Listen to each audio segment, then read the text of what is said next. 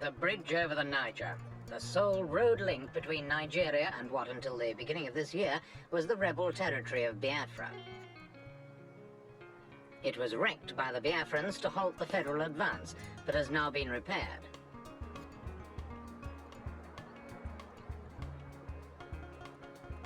On the eastern bank, a reminder that Uli airstrip is not far away.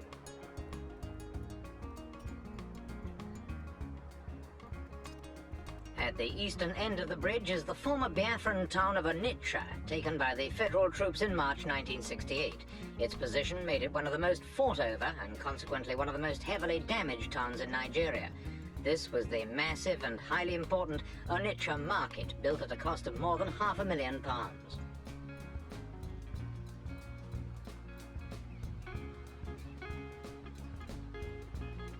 Dr. Ezekwe, former Nigerian president, once supported Biafra but ended the war on the federal side. After 8 months of peace, Onitsha is still battered but is making steady progress and is on the way to recovering some of its former status as one of the Federation's most important trading centres.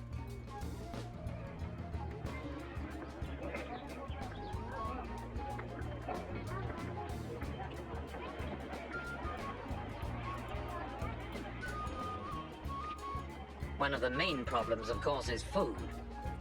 When Biafra finally fell, it was divided into 3 separate states, with most of the Biafran heartland being incorporated into the East Central state. East Central now contains something like 8 million people, many of whom are impoverished and hungry.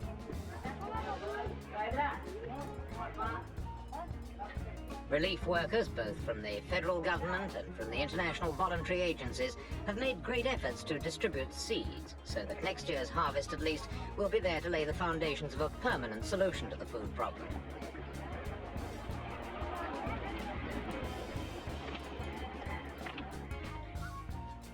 There are no funds yet for a new covered market, but a few temporary structures are going up.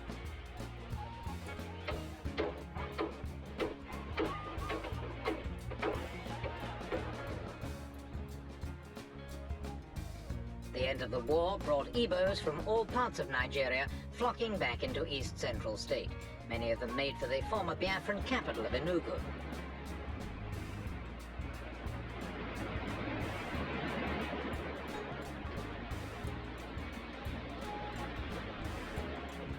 An official government survey has revealed that 3/4 of the city's buildings were destroyed or damaged in the 30-month civil war.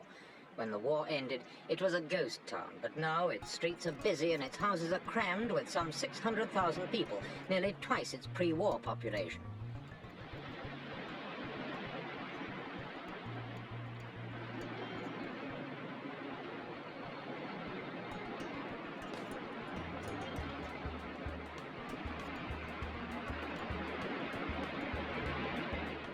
More people have meant more mouths to feed, but they've also meant more money in circulation, and this is reflected in the city's increased commercial activity.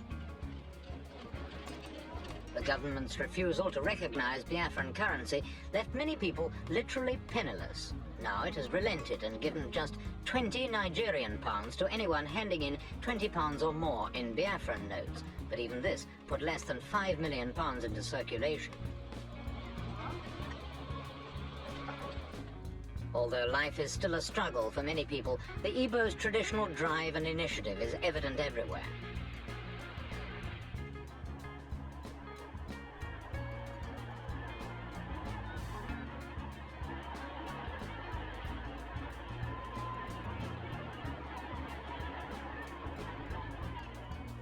The energy and high spirits are not confined to the fit and well.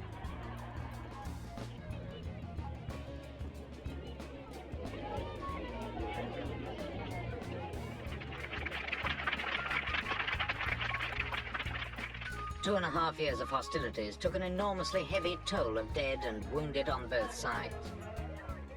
But with the battle won, federal troops tend the wounds of those they once fought. Ex-Biafrans who are further along the road to recovery get lessons in basket weaving.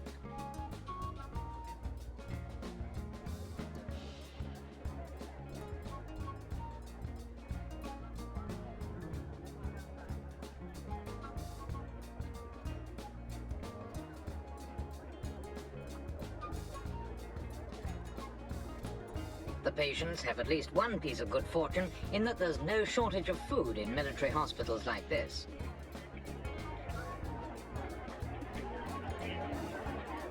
Most of the victims of the war were not military but civilian, and they were killed not by bullets but by starvation.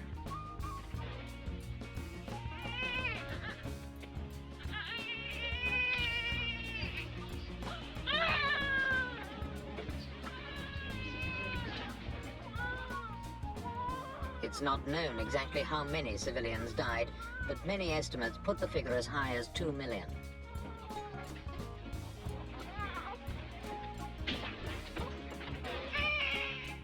According to some reports, as many as 50,000 people may have died of starvation since the war ended. The task of dealing with them and all other victims of the war has now been shouldered by the Lagos government, whose Rehabilitation Commission took over from the Nigerian Red Cross in July.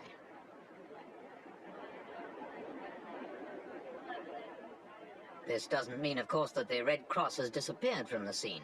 In Enugu, for example, it uses the premises of the Cheshire Home to care for war orphans.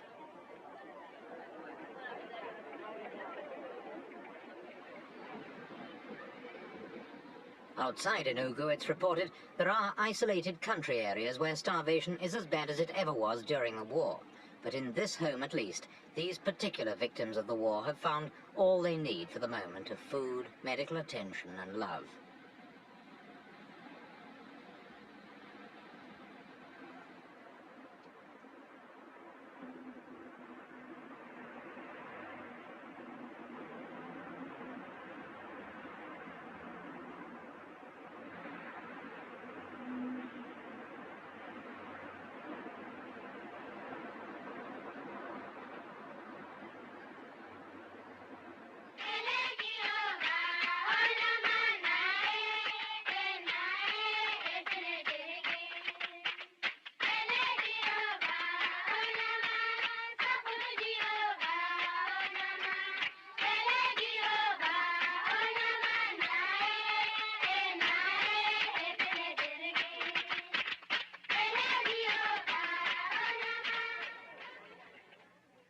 The young and the injured are not, of course, the only problems the Rehabilitation Commission has to face. There are, for example, vast numbers of unemployed.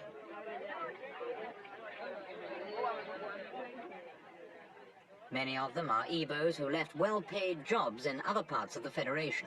The situation's been made worse by the evident unwillingness of the neighbouring southeastern and rivers states to accept Igbos in responsible positions. Both areas were originally claimed by the Igbos as part of Biafran territory.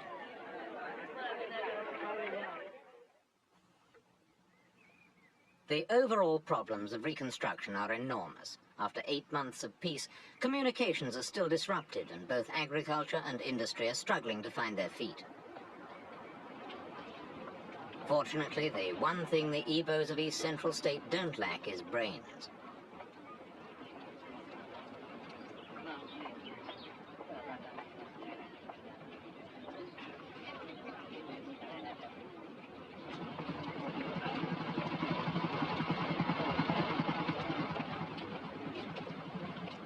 The Igbos have always considered themselves better educated, if not more intelligent, than many of their fellow Nigerians. Whether true or not, the claim is now a useful spur to the Igbos to overcome the disruption caused by the war. Many school buildings were wrecked or severely damaged in federal air attacks, and classes are still being held in the open air. Most schools in East Central are run by the churches or other voluntary bodies who are now helping with relief payments to pupils in need. Under normal circumstances, however, schooling has to be paid for, and many parents would like to see the state's temporary control over the schools made permanent.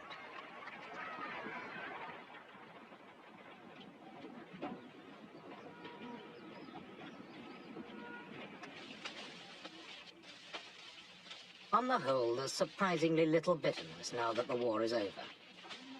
In spite of their sufferings, most people are philosophical, even optimistic.